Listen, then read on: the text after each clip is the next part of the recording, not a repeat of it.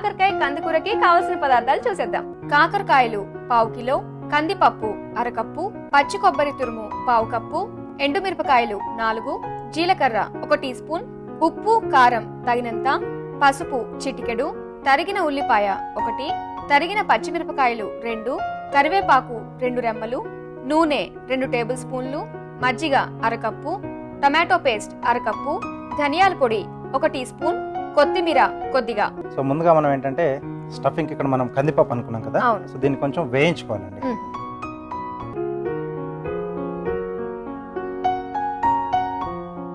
కందిపప్పు దీంతో పాటుగా ఎండుమిరపకాయలు, జీలకర్ర, సో కొంచెం దూరగా వేగాలండి పప్పు. సో ఇక్కడ మనం వీటితో పాటు ముందుగా ఒక వర్క్ చేసి పెట్టుకోవాలి.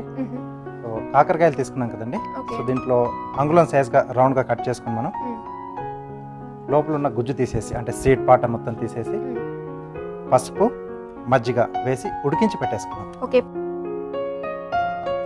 సో ఇప్పుడు స్టవ్ ఆఫ్ చేసేసుకుని కొంచెం చల్లారాక మిక్సీ పట్టేసుకోవాలి. దీంట్లో పచ్చి కొబ్బరి, కొంచెం ఉప్పు, కొద్దిగా నీళ్ళు పోసేసుకున్నాం, మిక్సీ పట్టి పేస్ట్ లా తయారు చేసుకోవాలి. కొంచెం గట్టిగా ఉండాలి, పేస్ట్ లా తయారు చేసుకోవాలన్నమాట. ఓకే, అంటే పచ్చి కొబ్బరి వల్ల టేస్ట్ గురించి వేసుకుంటున్నామంటారా? అవునండి. ఓకే అండి. సో దీన్ని మిక్సీ జార్లోకి తీసేసుకున్నాం.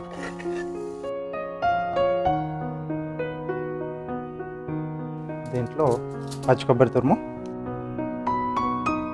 అలాగే కొద్దిగా ఉప్పు. ఓకే అండి. దీంట్లో కొద్దిగా నీళ్ళు పోసుకొని మిక్సీ పట్టి పేస్ట్లా తయారు చేసుకోవాలి. రెడీ అయిపోయిందండి. ఓకే, ఇలా గట్టిగా రావాలి. మనం ముందుగా సిద్ధం చేసి పెట్టుకున్నాం కదా ఉడికించి కాకరకాయ ముక్కలు. ఓకే, సో వాటిలో ఫుల్గా కూరుకోవాలండి, స్టఫ్ చేసి పెట్టేసుకోవాలి. ఓకే అండి. సో ఇలా స్టఫ్ చేసి పెట్టేసుకోవాలి.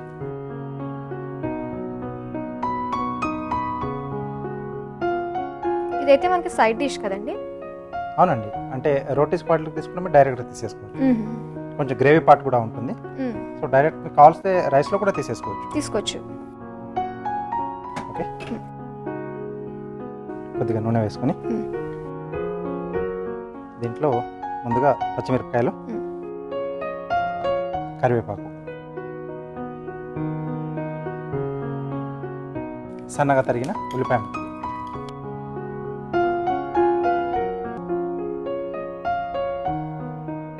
సో కొద్దిగా వేగితే సరిపోతుంది ఇది. సో ఇప్పుడు దీంట్లో టమాటో పేస్ట్. సో అయితే ఈ టమాటో పేస్ట్ మన గ్రేవీ కింద వస్తుంది కదండి? అవునండి.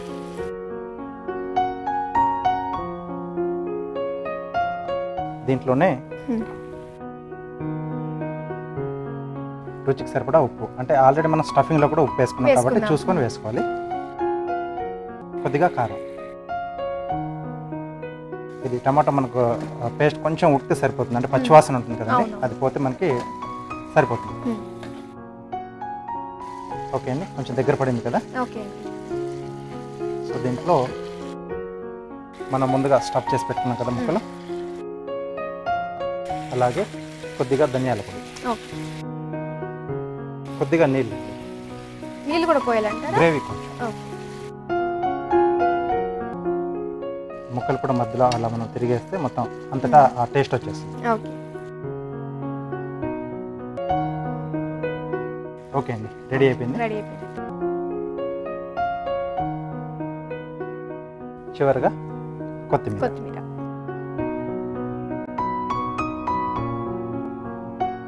ఓకే, కాకరకాయ కందికూర రెడీ.